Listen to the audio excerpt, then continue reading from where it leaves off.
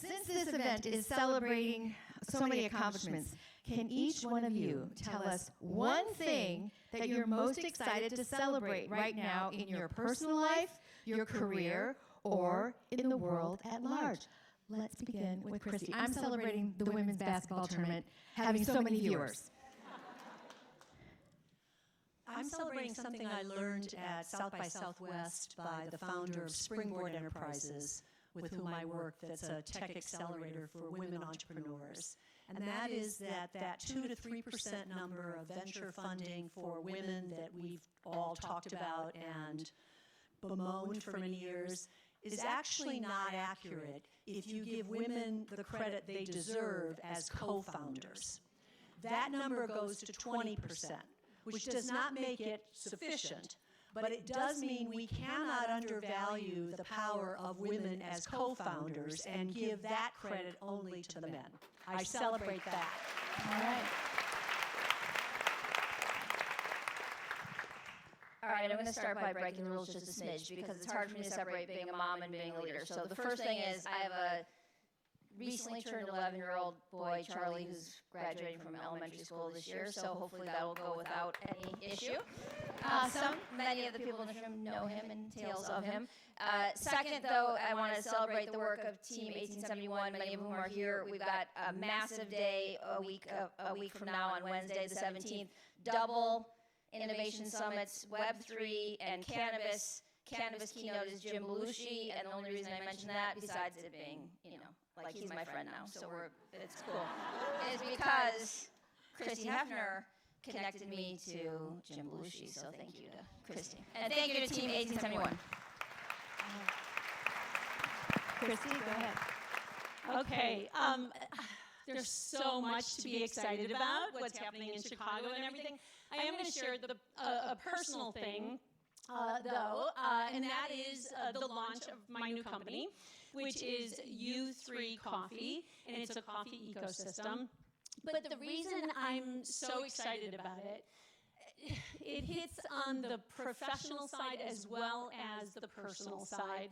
I have locked arms with my husband as co-founders to do this, to really, I'll say, unite our family through coffee, but we have a mission to unite the world through coffee, connecting the farmers to the coffee entrepreneurs to the end customers through the stories they share, the stats, the numbers, and really sort of connecting the dots because there's sort of information gaps across the value chain. But the big piece is I've been in financial services for 30 years, and to enter a whole new world where I'm no longer the expert in the room is so exciting. Like literally I jump out of bed every day, like what am I going to learn today?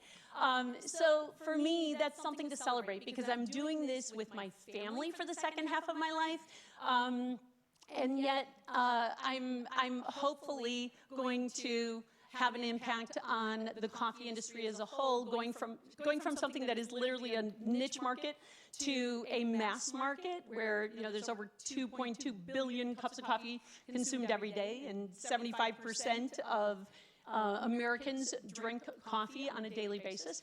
So that's really fun and really, really challenging, going from a niche market of futures and options to coffee. So something to celebrate. That's a lot to celebrate. I can feel your coffee. I can feel it. I drink a lot of coffee, so All I right. will be. Kimberly, what are you celebrating? So I'm going to follow the pathway here. First, on this professional side, I am really celebrating being here with all of you because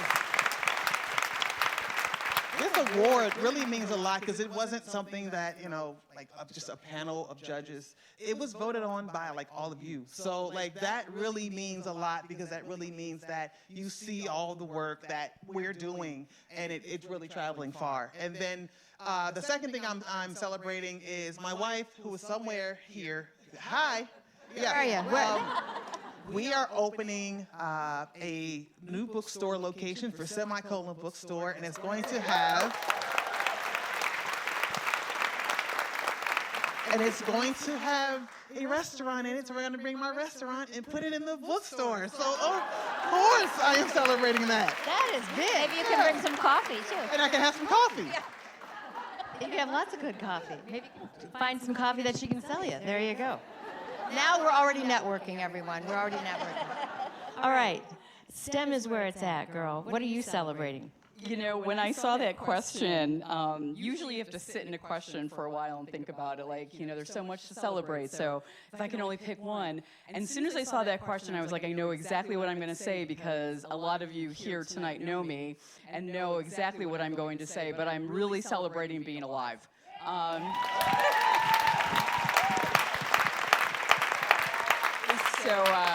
You know, a year ago, and I swore I wasn't going to cry, but out of the blue, diagnosed with stage 3 breast cancer, which for the men and women here, you know, cancer is such a huge disruptor in our lives. 1 out of every 2 men will get cancer, 1 out of every 3 women. So working on the innovation side is exciting for me because I joined a research study, and I have an incredible team, but I'm just really excited that this last year has been extremely traumatic, but because of a lot of women on this panel and here that have supported me, I'm going to give a shout out to Megan. We cried when we saw each other. She sent me gifts like every week to get me through, and so I really support that. But there's a lot of you in here, my team included, my wife is here, my children, so I celebrate being alive. Professionally, because I have to go there too, because my team is here, I have an incredible team. I'm celebrating them, and what I'm really celebrating this week is the state of Illinois DCEO had chosen us to be the administrators for the Illinois Innovation Voucher Program, which will help a lot of you know, here, the companies. So a $3 million program that we're, you know, running through the end of this year, hopefully next year as well. So a lot to celebrate, and I'm so excited to celebrating with you. I love that. And thank you for the reminder, the importance of remembering to just celebrate being alive, and I love that. Thank you. All right, 14 amazing women-focused organizations are going to be exhibiting tonight and the reception afterwards. And there are countless other resources and organizations that women benefit from here in Chicago. There are so many, but can each one of you name one that you'd encourage anyone in our audience to explore?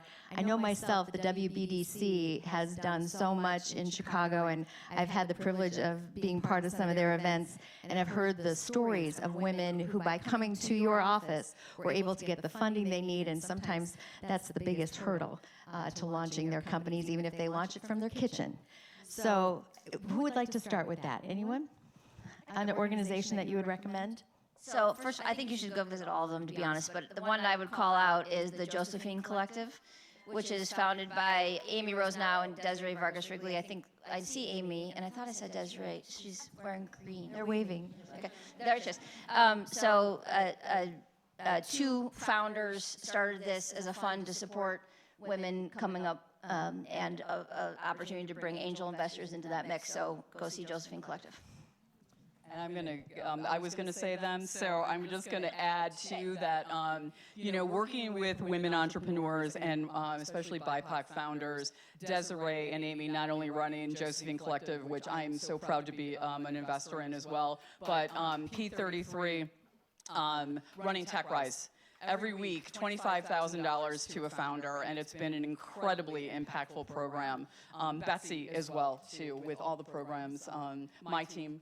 But I'm so glad we shouted out to Desiree and Amy. Kimberly or Christy? Yeah, I will gladly jump in. So I mean, Betsy's sitting right next to me, so I have to do this 1871 shout out. Yes, she's an amazing leader, and what she has done for 1871 over her tenure has been amazing. The interesting thing is we started our company Tasty Trade in 2011. We launched it, and 1871 was launched in 2012. So we were sort of on this same trajectory as like new startups. And when you look at what 1871 has done over the course of this time, going from a startup to supporting startups and being the #1 innovation hub in the world, is absolutely phenomenal. So if you haven't visited 1871 and the women tech founders and all the different programs there is 100% something for you. So even just attending one event could literally change sort of your trajectory. And I have another one, and we're only allowed to say one, so I'm going to let the other ones go first. Well, well, you already kind of took the ones I was going to say. So I'm going to go with Be Wise. I think Leslie is, there we go, in the back. So Black Women in STEM. Also First Women's Bank. Marianne. There we go. Very, very helpful in helping women in their journeys through entrepreneurship. And of course, WBDC, who I've been WBE with since our inception. So, yeah. I'll complement all these by inverting the question and saying, choose a nonprofit and give back. Through that, you will get so much more than you give, as well as meeting a diverse group of people. And you heard from Kimberly about the Chicago Shakespeare Theater, Michelle Larson, who's here from the Planetarium, Sunny Fisher, who's running Chicago Foundation for Women, is here. We have so many extraordinary organizations, whether they're social services or cultural, here in the city, and so that's my suggestion. Love all of that. Can I jump in? You can go ahead, yes. The Chicago Innovation Women's Mentoring Co-op. for Fantastic. Sure. And I was one of the first mentors, and I'm telling you, I took away from that experience not only, like, probably more than the mentee did. It is such a special organization, and if you can even jump in and be on the part of it as a mentor or mentee, even for one cohort, it's totally worth it. Love it. So many things for us to get involved in. Thank you so much for the advice. Now we want to get to know our audience a little bit. Okay, don't get scared. I'm not going to come ask you a question. I could see the terror. I could see it. We're actually going to take a poll, and you can use your phone. Look at, you're all so smart. Get the QR code. I'm now shopping this way, and it's frightening me. But we're going to have a poll here, and I want our awardees to listen as well. We are asking, what sector do you work in? And there are startup, corporation, nonprofit, education, government, and other. I don't know if you guys can see. Wow, that's in real time. I want to use this on the news. Wouldn't that be fun? You could scan a QR code at home and then tell us what you really think in real time. And I know I'm supposed to ask our awardees tonight to respond to the polling of the audience, correct? So what do you have to say? That a lot of our members here, obviously, working in the corporate world, and then also a bunch of startups and nonprofits as well. What do you say to that? I say my education team is here, and there's a lot of corporations to find to partner on some programming for the next generation. She's always thinking. I love it. Well, it's nice to know we are with folks who are also entrepreneurial, but also in the corporate world as well. It'll be good that you guys are getting a chance to talk to one another. That could be interesting, too. All right, we all love the city of Chicago. Can we just hear it? We have the most beautiful city. I'm so blessed to come here and raise my family, and now they're all living in the city as adults, and they're working, thank God. I have one about to graduate college, and now we've got to get her launched, and then maybe I'll feel like I get a raise. I don't know. But I would like to know from our wonderful panel here why you are interested in Chicago as a business, and why you have chosen to grow your careers here and your legacies in the city of Chicago. Why Chicago? Would anyone like to start with that? I'll start. I really think Chicago is the highest quality of life big city in America. And the reason I say that is, first of all, it's extraordinarily diverse. We have literally no business industry sector that's more than 10% of our GDP, which is really unlike many other cities. We're also incredibly diverse in terms of multi-ethnic and religious and national origin, because it's a melting pot. And that creates everything from an incredible restaurant scene to just an amazing chance to meet a lot of different people. The third reason why I think it's such a high quality of life big city is it is less siloed by type of business than any other city I've ever been exposed to. The business community is involved with the civic community. The nonprofit community is involved with the corporate community. The walls are permeable, if there were even walls, and it creates a dynamic that greatly enriches the city. And the last thing I think that's true of Chicago that's quite unusual is it's a can-do city, and it's a support the can-do people in the city. It does not have the cynicism that sometimes is rampant on the coasts, and it instead has a kind of sense of support for innovation that I think makes it the rich place that it is.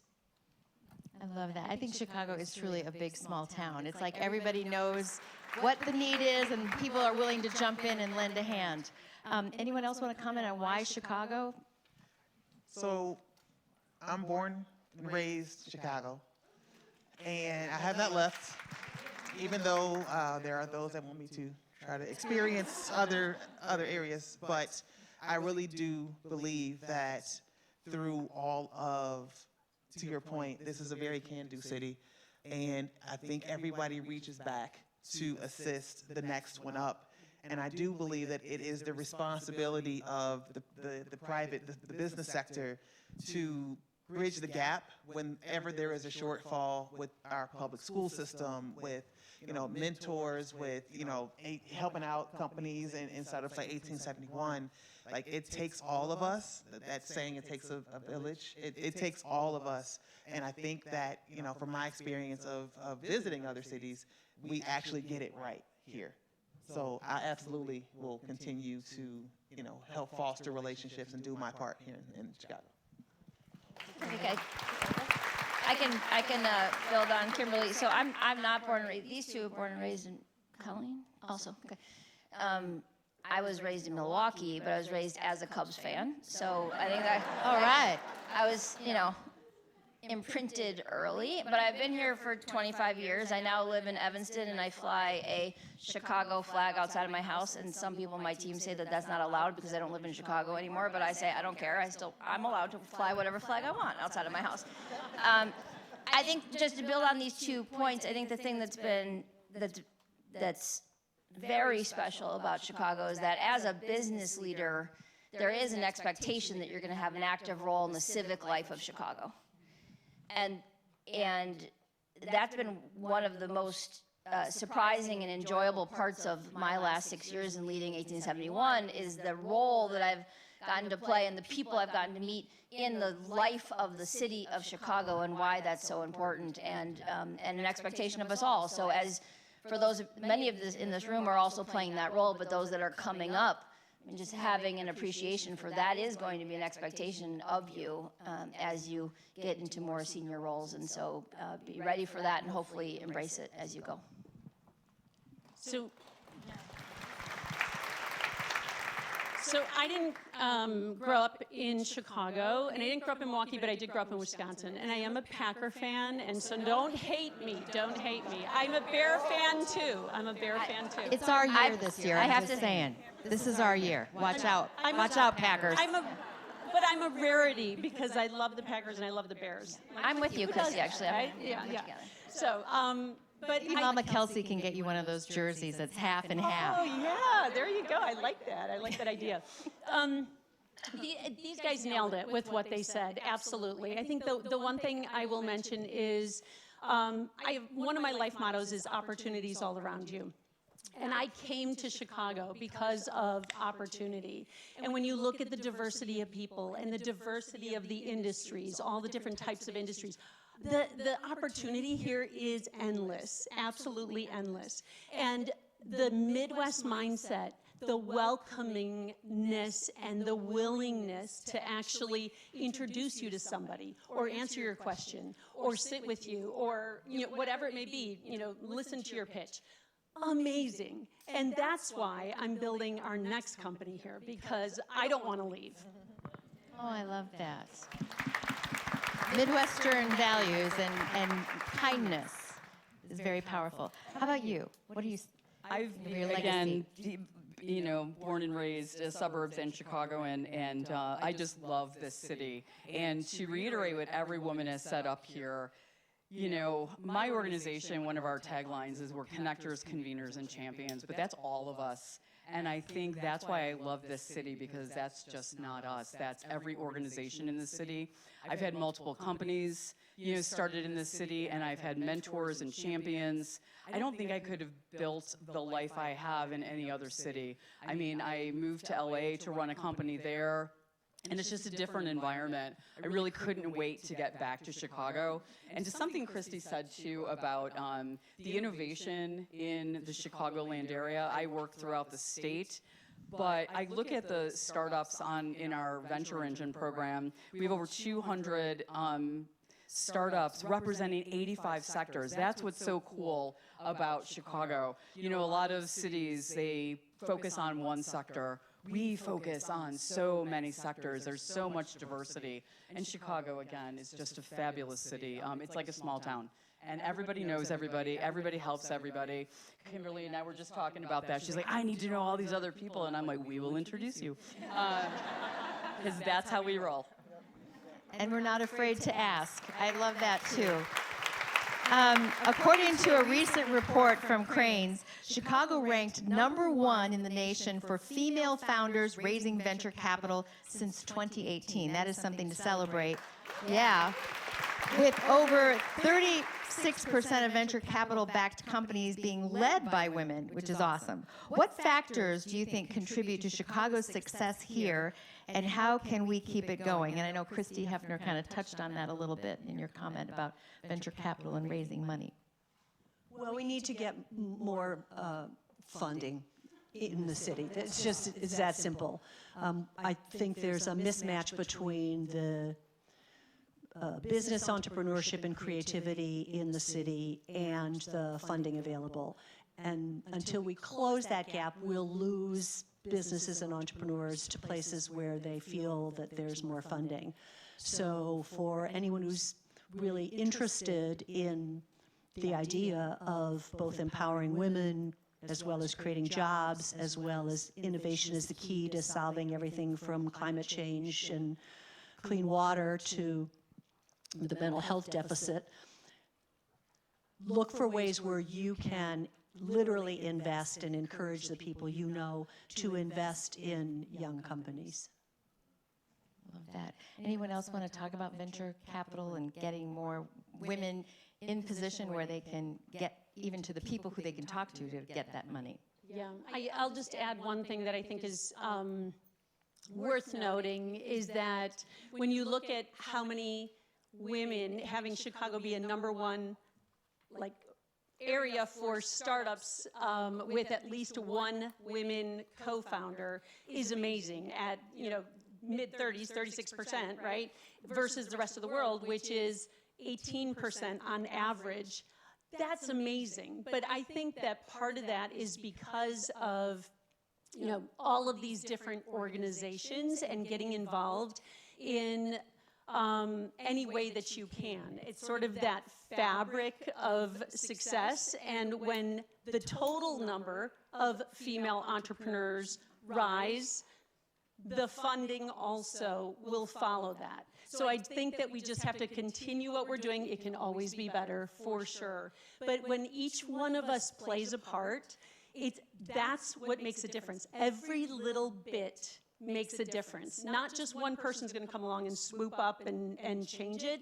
Every single one of us in this room can actually make a difference that way. So whatever you can give back, any way you can give back in helping support other women, it helps.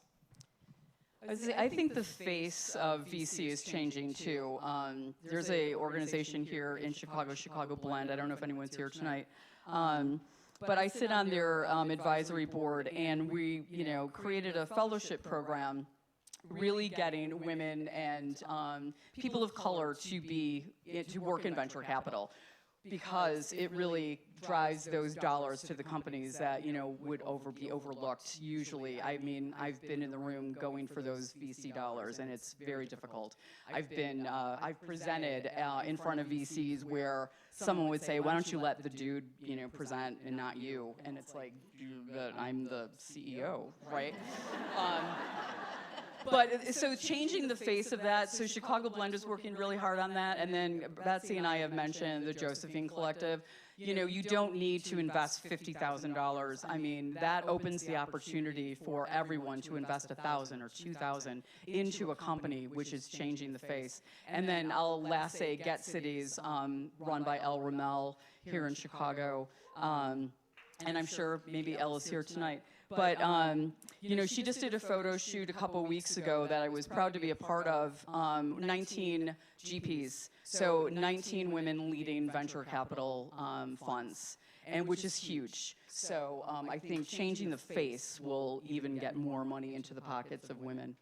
I'm just going to add two quick things, just on why, my hypotheses on why we have more female founders than anywhere else, and Christy gave the stat that we're basically twice as good as the national average. I think one is the shout out to the universities that are in the Chicagoland area. I know from the poll, I know many of you are here, tremendous entrepreneurship programs at all of them. And in general, university populations are pretty close to 50-50 male-female, and so we've got this group of talent that's coming out of local universities that's coming in to build here. So I think that's one major driver. And the second one is, I have no facts around, but I just believe it in my core, which is that the Chicago tech community grew up a couple decades after Silicon Valley. So I feel like if you take that, like that learning that we got from watching what happened in Silicon Valley, and you marry it with the culture of Chicago and the value system, and both these two said you get what you give, that has resulted in an environment that has been much more supportive of women building here. That's very exciting. I want to put that on a T-shirt almost. That was really good. All right. Let's talk a little bit about your professional history and your personal history, your journey. A lot of our mentees often ask this question in Chicago Innovation Women's Mentoring Co-op. How should I approach conversations where I'm asking for something? This could be like a raise, or promotion, or even just paid time off.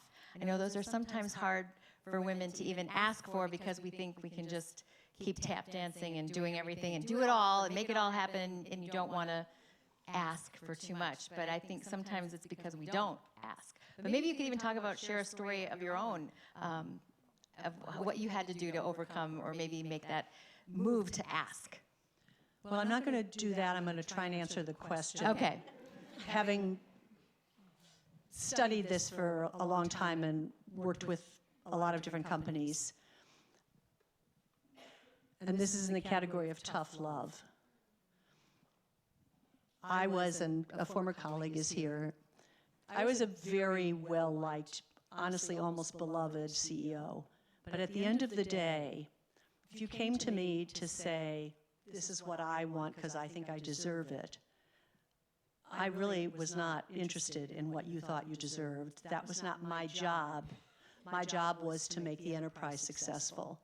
So my advice to you is your job in those situations is to demonstrate why what you're doing is furthering the enterprise.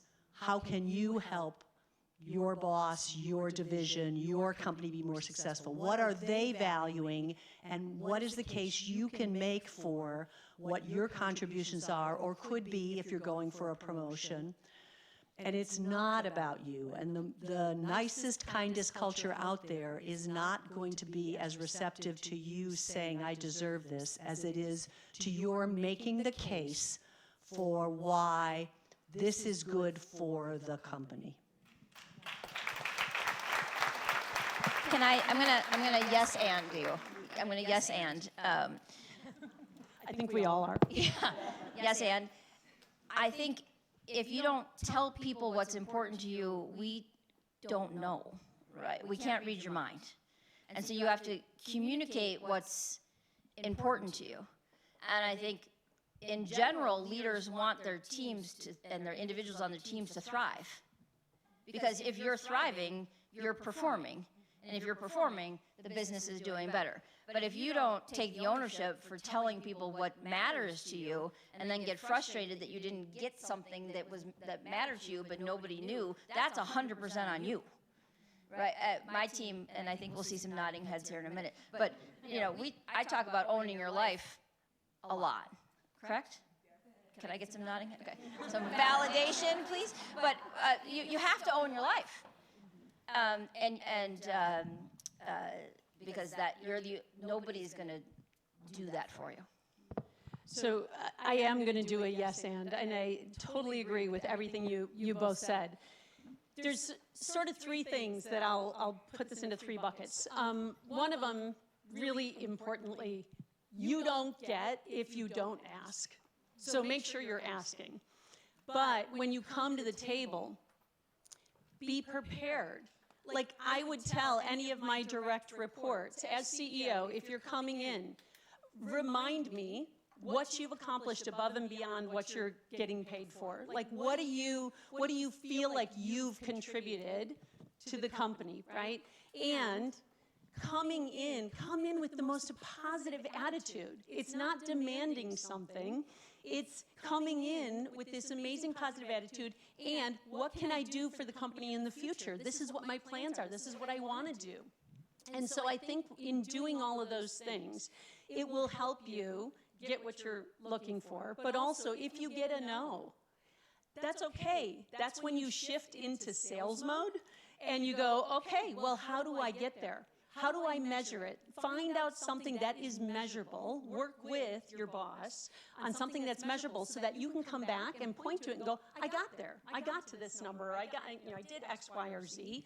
And now I know how I'm being measured by my boss, right? Or and also, back to your point about being happy. Like what also makes you happy but is doing good for the company at the same time. So. Kimberly? I would also, yes, and you took my thunder when you said what you said about, making sure that what you are trying to drives the enterprise forward, right? But also know what your career description is and what you want it to be. So if you're interviewed and you're hired on as a person that does this, know everything about that job description so that when you come to us and say, well, I want a raise, and here are some things that I've done. If the things that you have done are a part of your original job description, then you have not done the things like the above and beyond that helps drive the business forward into another level of profitability. So know what your job really is, and then you can say, I've done these things, and run down the list, right? But know what your job is, and then also document everything that you've done, because sometimes it's easier for you, going to your question about how do you talk about raises, promotions, PTO, and maybe you don't have the confidence, right, to come into the room and do that. If you have it on paper, you know what you want to say. So even if you don't come in with that demand, right? You're coming in and you want to be nice, you want to be positive, but you have all of your points that you want to make right in front of you. You don't skip a beat. You've demonstrated how you've gone above and beyond what you are there to do. Then you make the case. It's almost like a lawyer, right? You make the case that, would give the judge no reason then to say, oh, this makes sense. No, it's granted in your favor, yes, but you have to do those things. Yeah, I can't add to any of this because I agree with all of it. And it's like, just be prepared. Know your worth, be prepared, do your homework, come in owning that conversation, feeling confident in yourself, but you have to do the work to know. And to your point, just because you fulfill the job description, you haven't gone above and beyond. It's above that is what really pushes you forward and makes you stand out. So be prepared and document. I like that. And then be brave. Go in there and ask for that raise and ask for that time off, because that's what you want. Get what you want. All right. Another question from our mentee is, what processes or exercises can you recommend for dealing with frustration or negative emotions brought on by professional challenges? And I know we've all dealt with that. I recommend breathing. I breathe very deeply. And that sometimes just helps you get through that moment so you don't say something you shouldn't. But what would you recommend? An exercise or maybe advice when dealing with frustration or negative emotions brought on by professional challenges? I agree with you. I am a breather. I practice. I do this all the time. It's taking that breath, and sometimes you lose your cool. I get it, but sit in that moment for a moment. And I've had a really hard time. I had when I was 10, this older gentleman I was working for said, "Colleen, you've got 2 ears and 1 mouth. Listen twice as much as you talk." And that really is true, because when you're frustrated, sit and listen to why the other person's frustrated, why you're getting frustrated, listen to yourself, and sit in it and think about it before you speak, I think. But breathing, and meditation, that's another one. Oh yeah, meditation. I would say, jeez. Yeah, I think we've all been there. You start that email and then you backspace. Or you have an iPhone, right? Or you start texting and you see the 3 dots and they go away because they're like, oh, they're gonna say something else to me. But I would say, listen to understand instead of listening to respond. All right, so listen so you can understand what the other person's really trying to get across and really what it is that you are trying to say, instead of waiting till they get done talking just so you can throw out your point, because you probably didn't even hear the fact that they may have even agreed with you, in the terms of this, argument here. But yeah, I would say take a breath, breathe, but listen to hear and understand instead of just responding. I think that's fabulous and really good advice. I'm going to take this from a little bit different angle, sort of as a leader's perspective, because you see that sometimes frustration bubbling up in an environment. So I do a couple of things.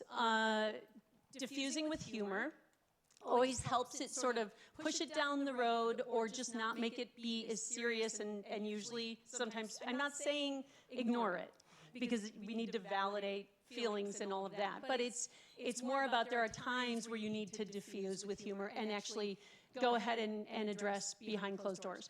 The other one is, when you are, one of the things I have done as a leader, when I see that there is frustration or negativity, I'm an extremely positive person. And I try, anytime I see something bubbling up that's negative, I try to diffuse in some way. And so when there is that comment somebody makes, or that negativity, bless you, that negativity that's bubbling up, I will actually address it head on. I don't mind conflict as long as it's constructive conflict, and it's more like, just help me understand what that means. And so serving that up, giving sort of a space, a platform for someone to share why they're frustrated in a professional way, I think that's sometimes important, rather than just completely ignoring it or pretending it doesn't exist. It's more about, let's actually get this on the table so we can actually all be better and move forward in a positive way. So I would agree with all of that. The only thing I would add is that perspective matters a lot, and so the things that I got frustrated or upset about, 10 years ago, 5 years ago, 1 year ago, I now look at those things and think, why did that make me upset? So if you can just kind of figure out in your brain how to move things, like, okay, if I just take a step back, if I take my breathing, if I seek to understand, if I diffuse, but you give it a day, you give it 2 days, you give it a month, whatever, when you look back on it, you're like, okay, let me put that in perspective and realize that it was this, was really actually this big, not this big. I would just say, every week find enough time to engage in the things that give you energy, as opposed to the things that take energy from you. And it's different from every person, but McKinsey did a study some years ago about high-performing women, and it was the single most predictive factor, was that they had a balance between that which was energizing and that which was enervating. We all know what's the wish list for each of us, right? We all have our own version of that. Yeah, and I think we do, as women, have a tendency to give and give and give, and then forget, oh, wait, I forgot to give to myself. So excellent advice from all of you. Thank you.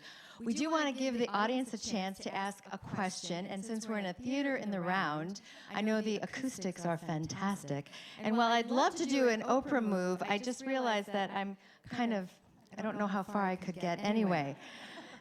I'm tethered. So raise a hand if anyone.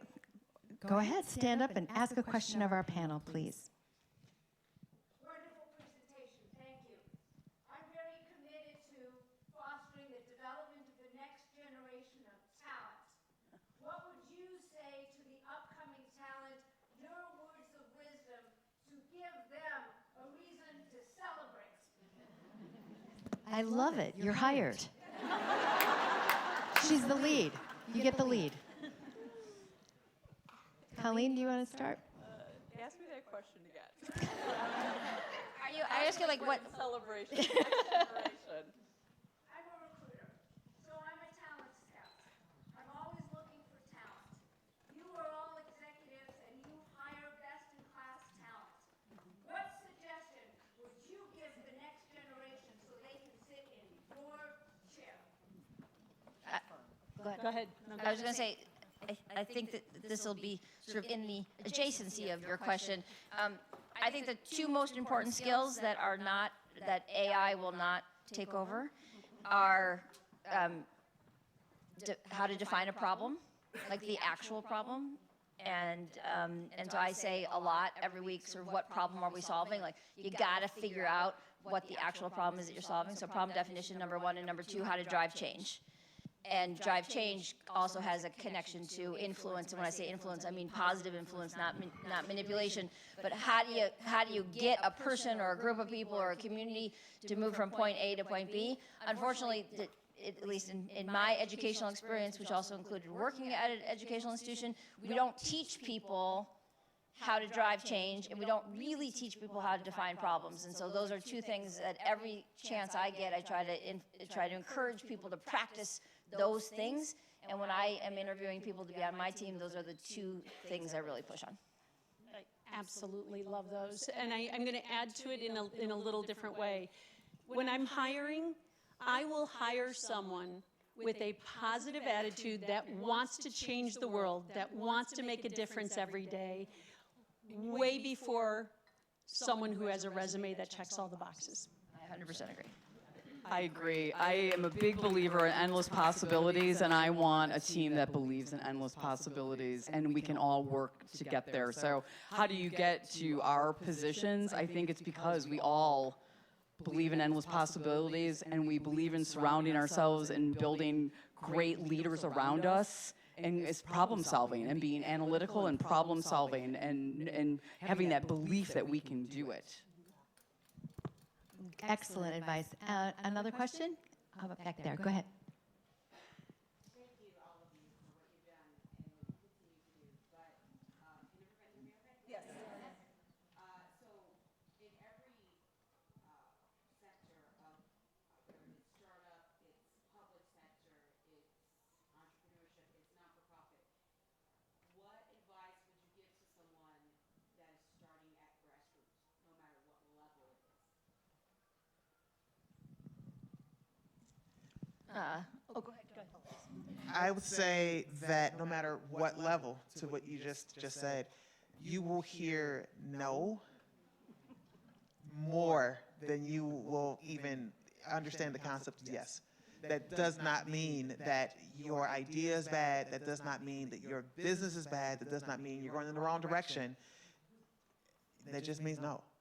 But no for this person just means you go find another person, right? Whether that's a raise, whether that's a startup, whether that's nonprofit asking for money. You know, asking for money is a challenge.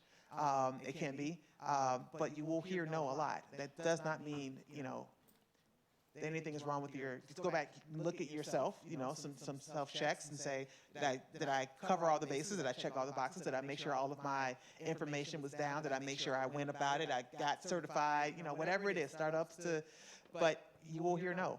And that doesn't mean beat yourself up. That doesn't mean, you know, go ahead, dust yourself off and get up, because it's only no until you hear the next yes. Build a network. Build a network. Don't spend time looking for a mentor. It's like looking for Prince Charming. Maybe you'll find him, but I wouldn't worry about it. But everyone can build a network. And a network means that you're doing as much for the people that are in your network as you are asking them to do for you. And if you do that, then the odds are that you will have a council of supporters and productive critics and potentially investors, as well as friends. Tied to that, ask for help. Almost every young person I bring on to my team, you can tell that they don't really know what I'm asking them to do, but they're afraid to ask for help, because if they ask for help, then they're proving that they don't know what was being asked of them. But I don't have any expectation that they know what they're doing. They're brand new on the team, and so don't be afraid to ask for help. It's much better than you spinning by yourself trying to figure it out, and then days go by and you still haven't done anything. So don't be afraid. And also about asking questions. Just ask questions, because then you're top of mind. You're showing interest, and in just to advance your opportunities and get invited to the table because you're asking questions, and you'll be top of mind. You get more invitations that way. Did you want to add something? I would agree with networking. I think that's been the most powerful tool in my arsenal. Years and years of creating those relationships that someone might, I can help now, and 5 years from now they help me. Or we're not expecting, this reciprocal the day of, but it's nurturing these relationships and building them. And we live in a city that has the most, impactful networks. There's organizations like Chicago Innovation. There's like so many of our organizations, we have events, and I tell young people to go to those events. Don't be afraid to meet people. I had a young employee, first day, he walked up to someone, didn't know who he was, because I told him, just go talk to people. And I think it was a Chicago Innovation event, and it was the CEO of Nicor. And the next thing I know, they're writing us a check, and I was like, see? But I mean, what a great win for that young man. I love it. I know we had one more question up there. Go ahead. Super happy to celebrate with you tonight. Thank you so much.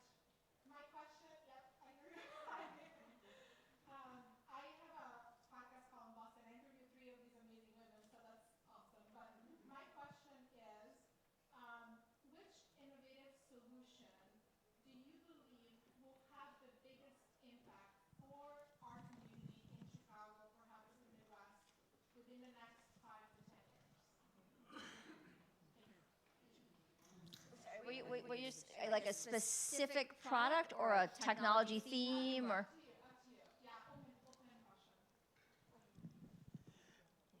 Electrification. That is going to change within the next 5 to 10 years the amount of electric everything on our grid. The grid's going to change. The way you drive, the smart cities, the Internet of Things, everything is going to change. There's going to be more innovation in the next 3 to 5 years than it has been in the past 15, 20. So just be ready. Okay, you just blew my mind. Wow. I think generative AI, many of you are working with that already. I think it's going to change most jobs. I think new jobs will appear. I'm not a doomsdayer on it. I believe in abundance, and a number of major problems are going to be able to be accelerated and be solutions discovered much faster than we've ever thought of. I did a talk earlier today, and 15 months ago, the first model came out with ChatGPT and OpenAI, and I do this because obviously that was what the consumer-facing one is.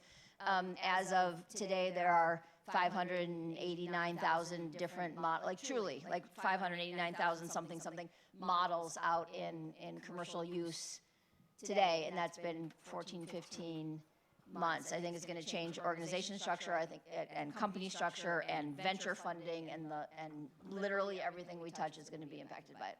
And I'm happy about it. I'm excited about it. Me too, and to add to that, I was going to say AI, but let's triple or quadruple to quantum. Quantum computing is going to change our world. I don't even know what that is. But quantum computing.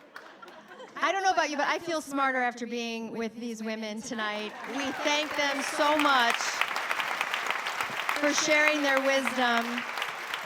I know it really has been an honor. Congratulations to all of you on all that you've accomplished, and I hope I'll be doing stories on you in the near future of businesses and ideas and quantum whatever. But thank you all for being here tonight. I have to go back and do the news. So I'm going to be, but I do like this theater. I think this would be a fun way to do the news at night, right? We could have theater, and then that way you could react. But it's been an honor and a pleasure. Thank you again, and congratulations to all of the honorees tonight.